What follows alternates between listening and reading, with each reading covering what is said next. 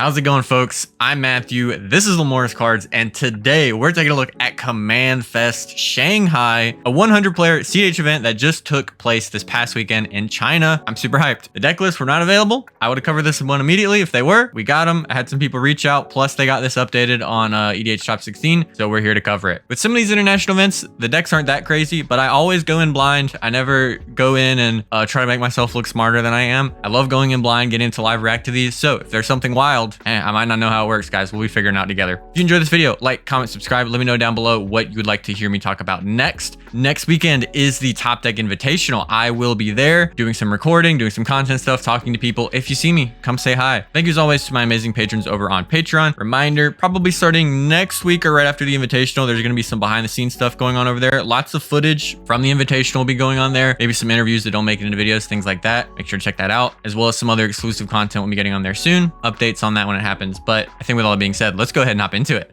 Use the link in the description below to download Whatnot, and you'll get $15 to use to buy Magic singles, sealed product, get anything that you want, really. There's no limits. You just get $15 on the account for free just for signing up. Use the link in the description below. Give Whatnot a try. First up, taking a look at the meta breakdown. This is a 100-player in-person event. It's at a CommandFest, so these are usually non-proxy. The most popular decks, not that surprising, right? We got a bunch of Tymna Kraums. We've got a bunch of Sisays. A bunch of Nadus who didn't do well. Not going to be a Nadu in this video. Magdas, Rograk, Silas's, and then, a bunch of 2s and 1-ups, which is pretty decently surprising for a 100-player event. We had 42 different decks. Not the most diverse in the world. It is kind of top-heavy with these Kraums and Sisays, but yeah, very high conversion rate for Tymna Kraum. We're gonna be looking at a lot of those, so maybe a little bit of skimming unless there's some real Chinese spice. First up, we're taking a look at a Magda list. Notable includes for Magda. We are on the Goblin Welder. It's not always there. Does allow for some pretty broken stuff at times. We're also on the Engineer. I feel like usually these go together. If you got one, you probably should run the other. Lots of the stuff we expect, kind of dinky little dwarves, artifact dwarves, new ones like Bark Form Harvester, put artifacts in your graveyard back into your deck so you can buy them back with Magda, things like that. We do have the Magus of the Moon. Typically see Blood Moon. Magus not as popular in the list that I look at usually. Not a wild inclusion. We are on the Blood Boiler,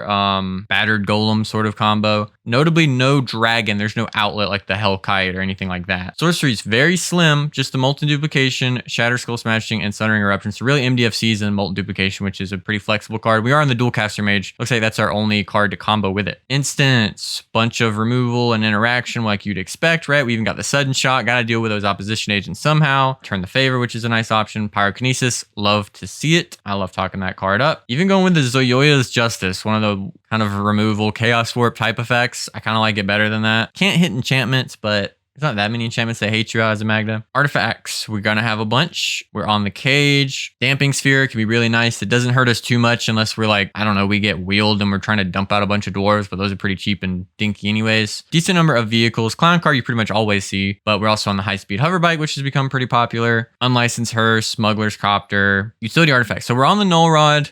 I hear good things about this in Magda. I hear bad things. It just seems so awkward. I get you don't have to deploy it if it doesn't make sense, but I feel like especially if you're a new player on Magda, cut the Null Rod. You're just going to play it wrong. But I guess if you're a seasoned pro, you'll know when to use it. Torpor Orb to stop people. We got the Curse Mirror as a clone. Ariad's Tempting Apple, which shows up every now and then. And then kind of the stuff you expect. I don't feel like we always see the One Ring. Magda not always a deck that's trying to like look for a source of card advantage, but it can be really nice, especially if you're kind of like locked out of your Magda or something through a Dranith or just some other kind of way to put something together. Taxi pieces, big things to cheat into play like Spine of Ishnaw, Portal, stuff like that. Enchantments, just the Blood Moon, and then lands we're on 28 of them with our MDFCs on stuff like Talon Gates, not on Arena of Glory, I think is the name, the haste enabler one. The only thing that kind of stands out. That's a pretty good one. Even on the Urza's Cave, it's not the best in cEDH. It's basically 4 mana and you have to like sack it and go get another land. Can be really nice if you like desperately need a command beacon because there's a Dranith shutting you out, or it's okay to go get something that could be like a Dwarf Tapper or Saga to tutor something up. So it's got some flexibility. We're also on the Goblin Matron. I'm just now realizing to go get our Dockside or any of our Changelings. That's the other nice part of this card. It just tutors for Roaming Throne or whatever. Pretty cool. All right, one of many Tymna Kraums. Show me something cool. Fairly standard creature package here. We've got the Nof image with Mockingbird. So like the core 13 we usually talk about, plus Polywog Prodigy. It's hard to find the cut for this card to keep down at that 13 creature count. It seems like most people who are running it in the deck are just going up on creatures overall. Still remains to be seen how that's going to play out, whether they might cut something else. It's kind of tight for cuts, right? There's just not that many creatures, right? They love the Bowmasters. It's good in the grindy plan. Lothos may be the most cuttable, but it's hard to say. Sorceries, we are on the Deluge as a wipe of choice. Nothing else too surprising here, just tutors, the good stuff. Instants, so we're on the Offer, on the Into the Flood Maw. Swords with no path. We are on the Naws, Snap. This is looking very, very standard so far. We're on the console. Chinese players probably know not to cut that card. They probably know better. Artifacts, pretty much what you'd come to expect, right? Wish Claw and a bunch of mana. And then, yeah, the staple 5 enchantments we see over here. Mystic, Rhystic, Breach, Necro, Southern Tithe. 27 lands. They know better than to play Forbidden Orchard. Good for them. Good for them. Then we've got a Jhoira Weatherlight Captain, a deck I've got to cover a couple times. You guys probably know this one. You cast a historic spell, you draw a card. Basically, you cast a free artifact, draw a card. We're going to have cards that help out that game plan, like DRC.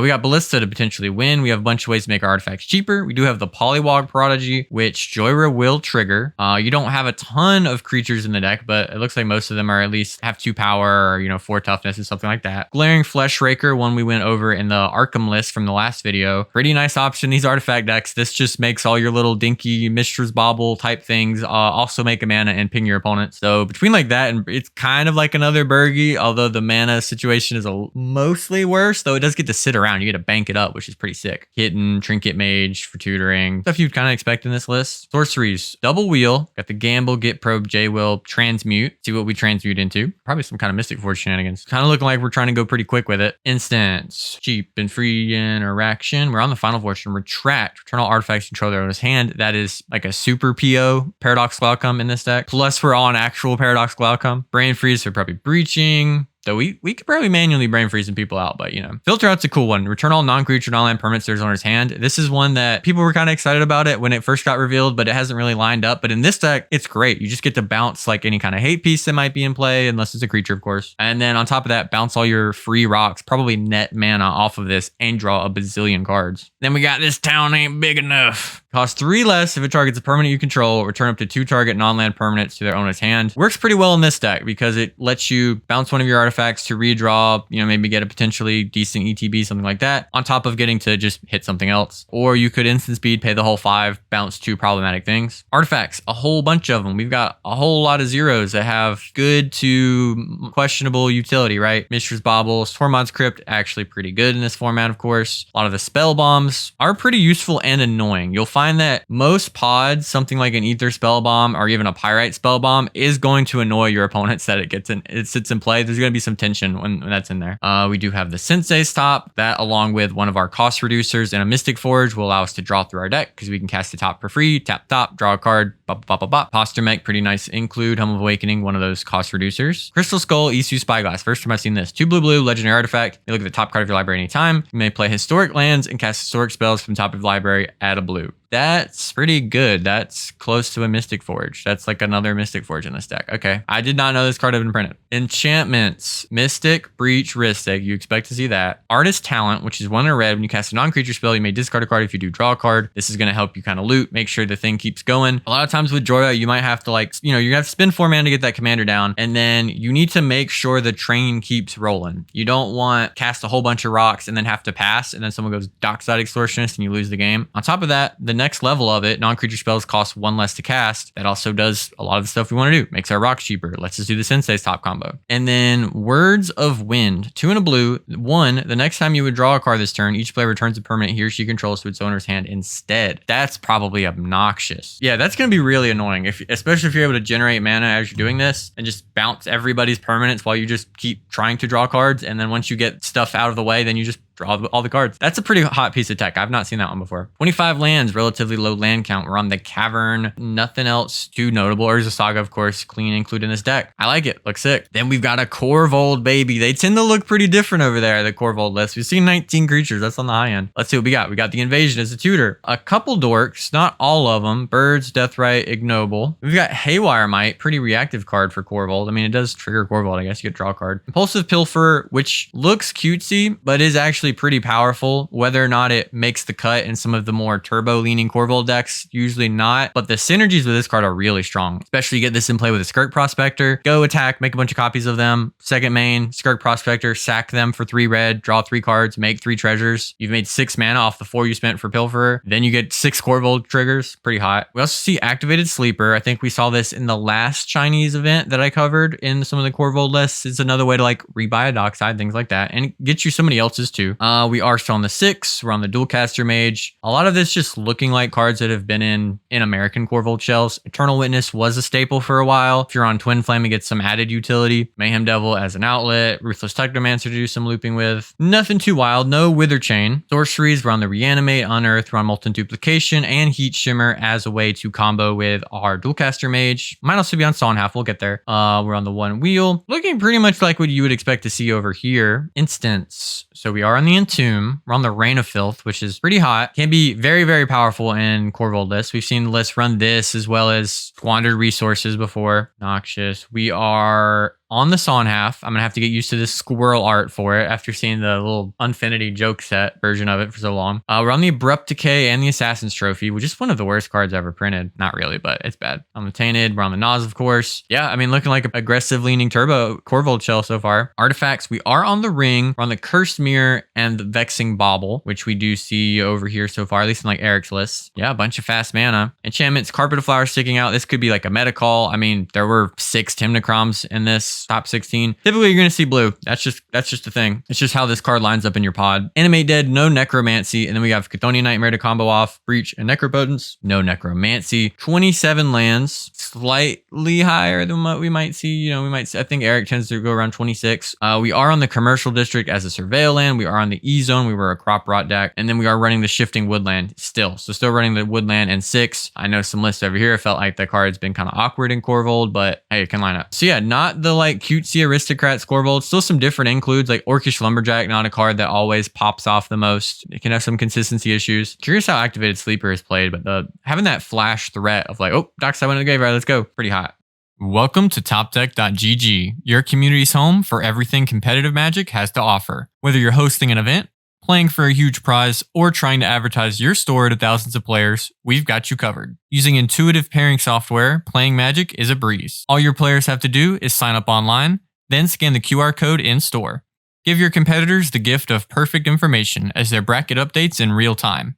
Then, when the match is decided, our self-reporting software saves you time and leaves paper match slips in the past. Leave the heavy lifting to us so your community can sit back, relax, and have a great day of playing Magic.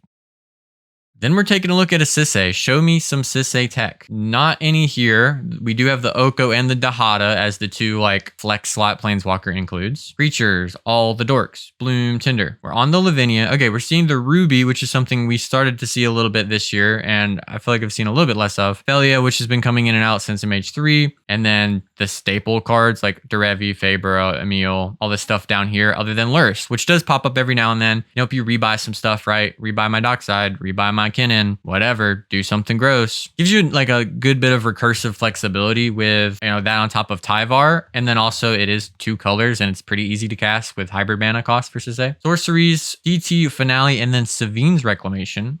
We have seen the Savine's Recs come in even in like Planeswalker Sisay builds. This isn't just exclusively for Breach stuff. This can just be pretty good. Instance. We're on the Fierce Force, no Force of Negation, notably. Limdul's Vault feels like you're going maybe a little deep, especially when you're like not running Eladamri's Call, which are pretty big staples of the format. And then Artifacts, we're on the Ring, and then stuff you'd expect, Relic, Soul Cauldron, a bunch of mana. Enchantments. Okay, so some interesting includes here. Mystic Ristic, of course. Thonian Nightmare. I mean, if we go infinite with Dockside, we get to win. That's how it works with Sisay. Flowering of the White Tree, white. It's a legendary enchantment, so you can tutor for it, and it buffs Sisay. Legendary creatures you control get +2/+1 and have ward, and then non-legendary creatures get +1/+1. So this by itself gives Sisay +3 power and ward 1. Pretty nice. And Oath of Teferi, Smothering Tithe, Touch. You know why these are here. 29 lands, looking like a couple budget includes for maybe some duels they didn't have, like Sacred Foundry, Steam Vent, Stomping Ground. If there's a deck that can support this and it doesn't have its life total pressured, usually it's Sisay. Not much of a cost to it. All right, we got another Tymna Kraum. We have an extra creature lying around here. What is it? No Mockingbird. We do have Boromir sneaking its way back into relevance, and Talion as well, which is a card we also saw in Tymna Kraums and other similar decks more of around when it came out about a year ago at this point. Geez, but not been as popular in the 98 of list currently. The rest is stuff you'd expect. Sorceries. We're on the Dam instead of Deluge as a wipe of choice. Instants. We're on the Strict Serenade. We are on the Consult. What is that? Dark Ritual. Nothing else too wild looking. Pretty normal. Red Blast, but no Pyroblast. No Born Upon a Wind either. That's cringe and wrong. Artifacts. Whole bunch of mana and a Wishclaw Talisman. You know how it goes. Enchantments. No Necropotence, which I kind of expect to see when they're not on the Born Upon a Wind. You should just run Born Upon a Wind anyway. It's insane. We have the staple 4, and then instead of Necropotence, we have Dress Down. Another card we've seen less and less of. Creatures are just so powerful. All of the busted stuff people want to do just involves their own creatures. It can be a little awkward. Navigate a win with a Dress Down. You can still set up like a Breach line through it perfectly fine. You know, shut off Dranith can be good. Maybe Dress Down even a little underplayed. It's kind of good against Nadus. Not really. I don't remember how the ruling went, but I think if they get rid of that Dress Down, they just reset their Nadu. Don't quote me on that. I don't remember what the ruling ended up being. I remember seeing a tweet about that. Definitely still a card that could have, you know, decent bit of utility in our Dockside Extortionist format. Then we got another Tymna Kraum. I know. And then here we've got Mockingbird and Fimage and Metamorph. So just going all in on the clones. Sorceries, we've got the Deluge as a wipe, and we are on the Reanimate here. Instance, we are on the Flood Maw, Swords with no path. We got both the Red Blast here. Born Upon a Wind, so maybe a Necro Enjoyer. I was a little surprised just to see any TNK not on Born Upon a Wind. It's just so busted. Artifacts, we are on the Mamber here, and then the rest you kind of expect. No Necro. You don't need it, but also no Tithe here. Cards that have been real staples of most of the successful Tymna Kraum decks at this point. Next up, we got a Derevi, which is a deck that pops up every now and then, especially post the One Rings printing. And then now with Nadu, you start to see more of like the breakfast style, basically Cephalid Illusionist, Nomad Zincors type stuff going on. So we'll see if we're doing that. We got the Derevi. Got a bunch of dorks. Nomads in core. This lets you target something for free anytime, whenever. Traditionally combos with Cephalid Illusionist to mill your entire deck, but also is really good with Nadu because you can double trigger any of your creatures at instant speed. So get max triggers your turn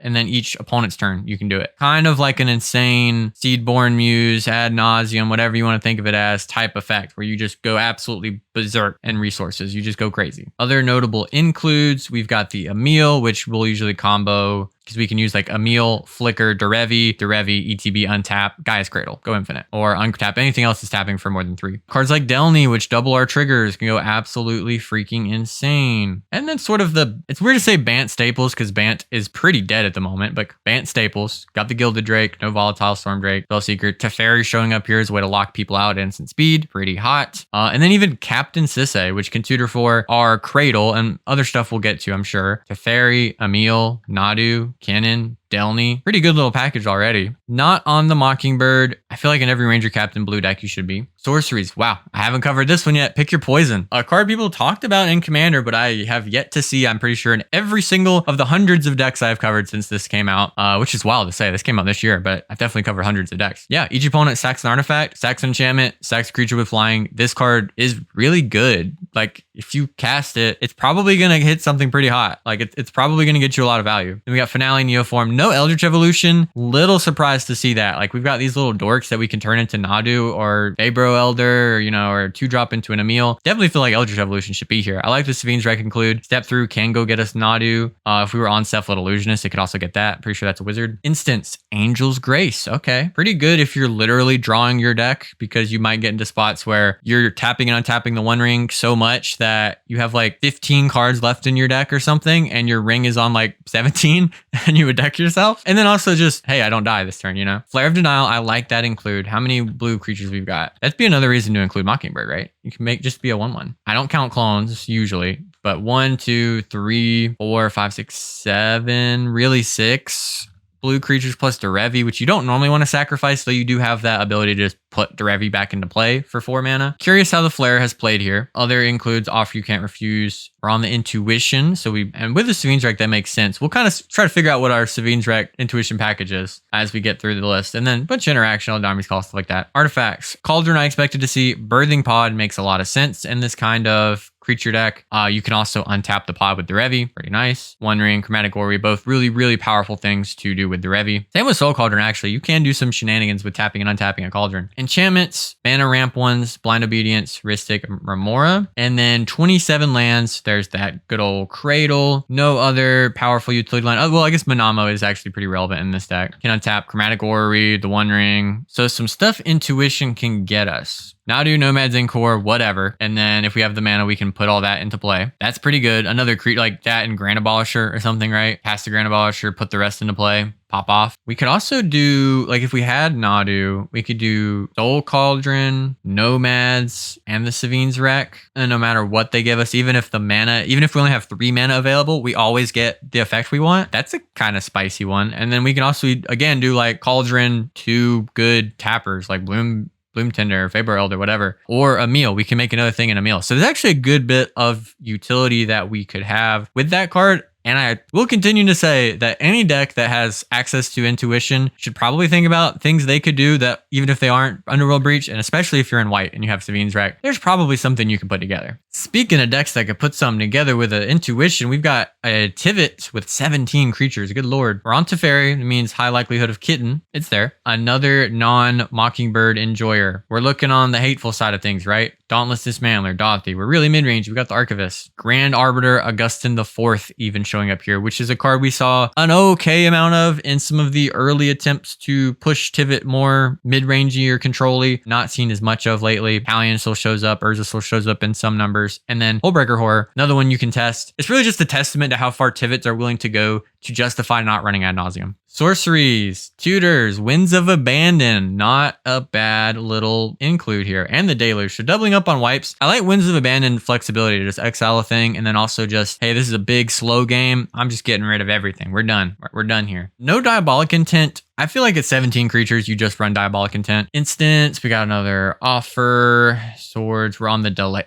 Drown in the Lock. Come on, guys. It's not 2019 anymore. We don't have to play Drown in the Lock. I guess it has some utility, right? If you're playing a slower game, it's got some utility. It's just for a 2 mana option. Like, I like Delay and Mana Drain better, even though they're not my favorite cards, just because they work all the time. Drown in the Lock, if you have this in your hand, you held up 2 mana for your interaction, you have a spell that you want to counter or a creature you want to destroy, and you just can't. That sucks. That's trash. Mostly stuff you'd expect for the rest of the list here with Tivit. We're on the Grafdigger's Cage. Think it's cringe. I'd rather you just run Intuition when yourself, but there were 6 Tymna Kroms here. It's hard to argue that Cage isn't going to have a lot of utility. One Ring, Imposter Mech, Tivits love that card. And then Enchantments. We're on the Blind Obedience, slow down those Dockside decks who love to punish us. Touch, Trouble, Tithe. Pretty similar to what we've seen in recent Tivit lists, or really any Esper Shell. If you're on the slightly slower side, these are just good cards to run. 28 lands, a little higher. Forbidden Orchard. We're on the Saga, Manamo, Archway of Innovation, not a card I have seen in cEDH, like, I don't think at all. Inner's Tap unless you have an island. 3-color deck, it might happen a little bit, we'll see. Add blue tap, the next spell you cast this turn has Improvise. So this is a really win more card. If you have Tivit in play already and you made a bunch of clues, because the rest of your rocks, they tap for mana anyways. Like, yeah, sure, I can tap my Grafdigger's Cage and my Imposter Mech, I guess, for mana. For the most part, I assume my artifacts are tapping for mana. This is really just like breaking Tivit. I feel like it's super win more in a way that's probably not worth baking into your your mana base. The other thing is improvise can't pay colored costs. So you get 1 reduction on the next spell and you have to spend 2 mana functionally to start it. So what are we powering out here? The One Ring, I mean, Hullbreaker Horror would be a nice option, but there's not that many ways for us to even get the benefit because really we need a reduction of 3 for that to matter. So like the 3 clues we have, and that doesn't hit that many of our spells. We can hit Smothering Tithe, which would be pretty nice. We can hit the Ring. I don't know that this card really lines up in this deck that well. Another Tymna Kraum. This one's on Teferi. Oh yeah, we're doing some stuff here. We're on Teferi here. We're on Sidisi's Faithful. This is a good old dockside bouncer. There's some goofy little loops you can do with it. I think especially with Delny, there's some nonsense you can do. Containment Priest. Not a card we've seen that much of since the Winota days, but does come up. Can be good against Nadu, still good against creature tutors. I feel like currently, the way that our meta looks like, at least, Containment Priest stocks are pretty low. I'm not that worried about Neoform and Eldritch Evolution compared to Underworld Breach and Necropotence, things like that. Like actually really, really busted spells. But might have came up and been clutch. Pretty different creature package here. We got the Flesh Duplicate, no Fimage, no Mockingbird. Between double blue and 2 double white cards, we're kind of stretching our mana base a little bit, which we're cleaning up with Professional Facebreaker, I guess. Old Tymna staple. Don't really see it too much nowadays, but does pop up every now and then. Delny, so really leaning into that Tymna plan, it feels like. Can double up the face breakers. Also on the Tachana's Tidebinder, which can again be pretty good against some decks. It can do things, right? It's a stifle effect, can counter a trigger. You can shut off Nadu. Again, no Nadu's made it to this top 16, but maybe that's because players were playing Tashada's Tidebinder and Containment Priest to lock them out. I don't know. Then we're also on the Talion. Sorceries, we're on the wheel. Deluge is our board wipe. No Diabolic Intent, even though we're on 16 creatures and we have things like Sidisi's Faithful lying around. I'm running a Diabolic Intent in this deck. Instance, Offer You Can't Refuse is pretty popular there. Both the Blast, we're on Serenade and Swan Song. We are really making those birds sing. No Ad Nauseum. Kind of what I expect when I see Containment Priest, Facebreaker, and Talion. I think you still could run it, but yeah, we're starting to get to that point where our Naz is just going to hit a bunch of clunkers, which is already what Nazing and TNK can feel like sometimes. Artifacts, we are on the One Ring. Yeah, okay. Dress Down. We are really hating on these creature decks. He's already dead. Leave him alone. I mean, we have talked about this on the podcast. Decks like Magda, Sisay, and Nadu can really prey upon TNK in a way that like all their non-creature interaction can't deal with. So yeah, if you're getting bullied by them, run your Dress Downs, run your Deluges, run your Containment Priests. Thonian Nightmare, still a little weird on this card in decks that don't just have a mana outlet in the command zone, but infinite mana is still really good. You can Bowmaster people to death once you do that, blah, blah, blah. And then, yeah, Breach, Rhystic, Smothering Tithe. Didn't expect Necro. Could honestly run it. 27 lands. We are in the Cavern of Souls. That's pretty well what I would expect. No Forbidden Orchard, none of that. Here, pretty clean. No Mockingbird, but we do have Valley Floodcaller added in as another Born Upon a Wind style effect. Love to see it. Sorceries, we are on the Reanimate. Intent, Deluge is a wipe. Another Offer You Can't Refuse player. Path here along with the swords. We are on the Born, of course, we should be. We're on the Naz, we should be. Pretty much what we would expect out of a non-One Ring Tymna Kraum and the artifacts. And then what we would expect out of a good Tymna Kraum and the enchantments. We're on the Cavern in our mana base. Nothing else really sticking out. Good, clean, 4-color, good stuff. All right, you might know about this one if you saw some of the previous videos. We got Tymna Kydele. We know what Tymna does, draws cards. Kydele, if you draw cards, you add mana. On your own turn, draw step. Kydele taps for a colorless. Anything more than that, Kydele can start tapping for a lot. Let's see what we got to synergize with it. Jesus Christ, you guys are really making me look at this. Bloom Tinder, good include. Deathrite, no Fabro Elder. Polywog Prodigy, yeah, we got ways to trigger that. Kite Sail Larcenist, we kind of see in these Tymna Thras colors. So we're going a little bigger though. You know, we got our clones, whatever. No Ranger Captain or Grand Abolisher, which seems like you are really losing the strength of white if you're not running those. I get that they are quite a bit of tension on your mana base that has a lot of double pip creatures already, but you didn't have to run Flesh Duplicate, right? You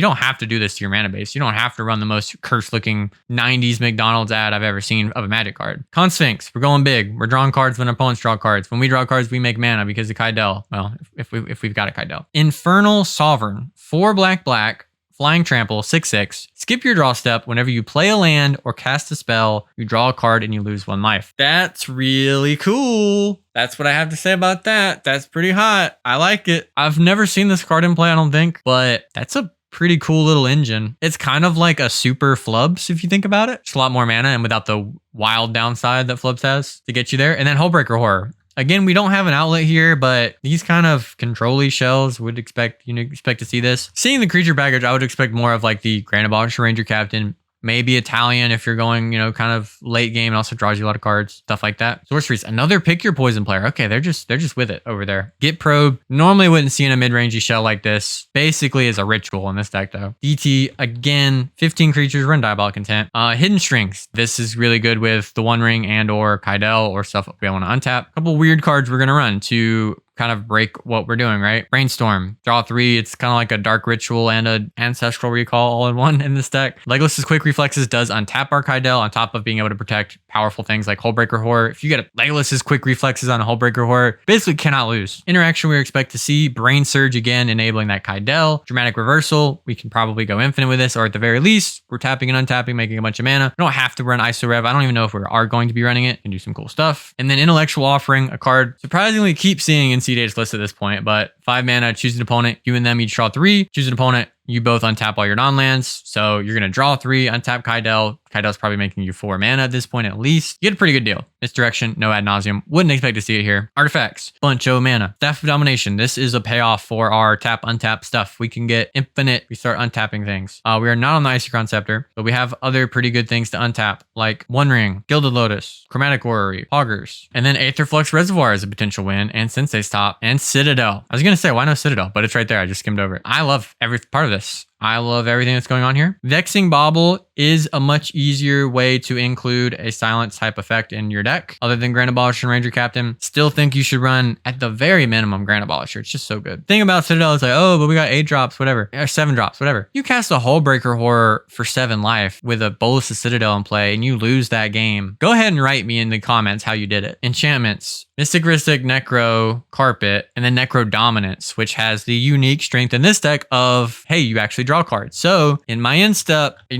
got me a little Born Upon a Wind. I draw 20 cards. Kydele taps for 20 colorless. 21 probably. That's cracked. 28 lands. We got the Manamo, E-Zone. Another way to take advantage of our Necro effects, Talon Gates. I think if you cannot run Nas, you need to run the Necros. At least one of them. This deck, it makes a lot of sense to run Necro Dominance. Usually that's a more turbo deck thing, but Necro also really broken with Bolus of Citadel if you can get both into play, which is kind of asking a lot, but still. Really like this deck. Liked covering it last time. I think it's really cool. Got a lot going for it. Now we're in our top 4. What do we got? It's a Sisay. There's Planeswalkers. Sound the alarm. Bunch of dorks. Ragavan. This one has a little bit of a different flavor. Pretty much has all the Sisay staples. Fabro Elder, Bloom Tender, Genin, Allian, Sakushima. They run all this garbage now. And then Rocco, which is just pretty decent little card. 3 colors for Sisay, whatever. Chainer, which can be a haste enabler, way to get back something from the graveyard. Can come up where it's kind of clutch. We're seeing less of this card than we did like last year, early this year, but does still pop up in list every now and then. Sorceries, just the 2 tutors. Instants, we got Unpacked, Unoffer, Abrupt Decay, another Limb Duels Vault player, but they're also on Eladamri's Call. I feel like if you're going to go that deep, you should at least get the good stuff first, so it makes sense. Dismember, no swords or path here. You can kind of think of Dismember as taking that slot. It's about the same deal. On the Quick Reflexes, which they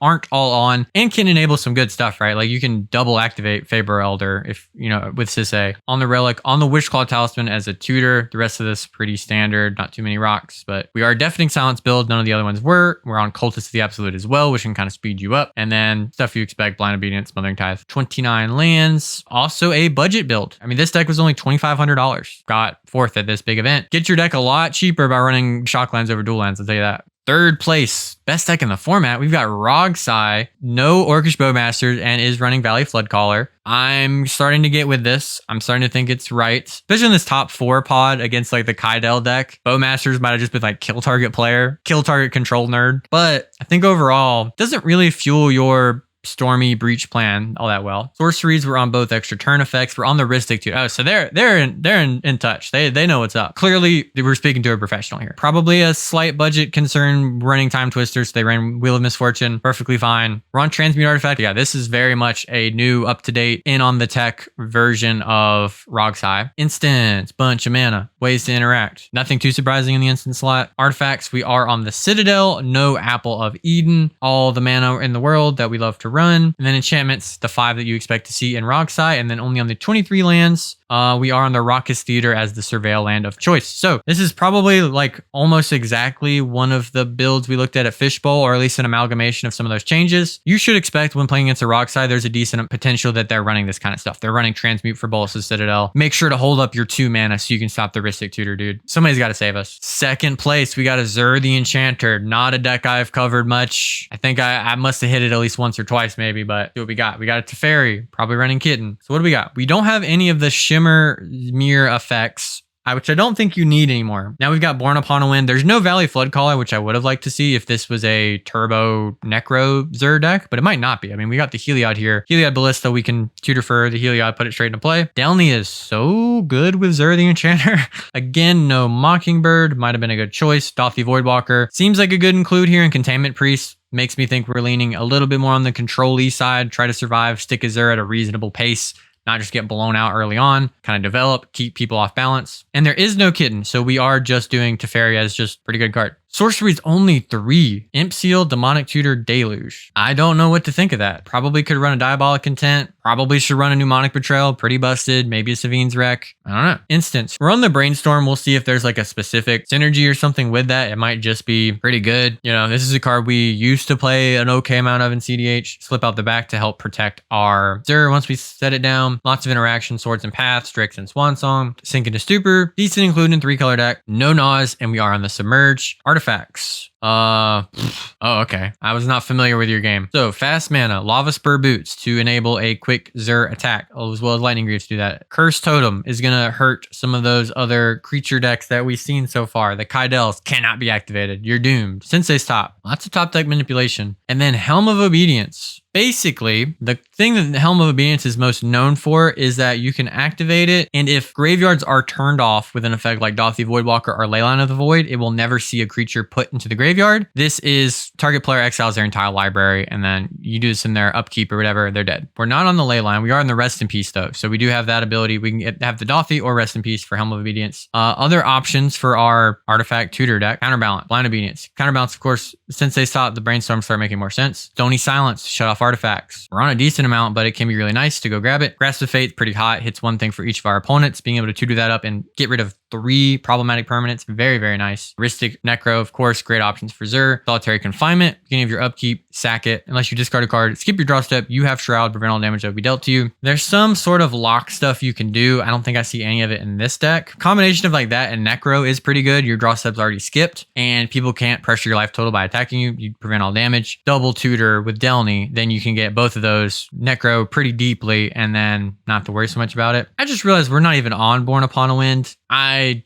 feel like you should be running that. Like, I know this doesn't seem like a turbo Xur Necro deck. You got the Heliod Ballista stuff you're doing too, other stuff you're assembling. Born Upon a Wind is just so good, and you are a deck that can just put Necropotence into play. I kind of feel like you should do it, dude. 29 lands. Basic Island even? I don't know about all that, but maybe. Reflecting Pool, some wild stuff in the mana base. Also on the Saga. Pretty different little take on Xur. It's a little bit more mid-rangey, assembling other kind of like enchantment combos, things like that. Pretty cool build. Worked out really well here. And then last up, Tymna Kraum. Oh my gosh. What do you expect? We got another list with the 14 creatures, adding in Polywog, Mockingbird in, Fimage out. Sorceries, we are on the Intent, and we're on Deluge as a board wipe of choice. Instance, we're almost like 100% on offer. We got Calling the Week. I like it. I love to see it. But we're on the Miscast and March of Swirling Mist. Okay, we're getting a little interactive here. Everything else seems up to code. Artifacts, bunch of mana and a Wish Claw. No Necropotence. We're on the Tithe and the other must-run enchantments, and then 28 lands.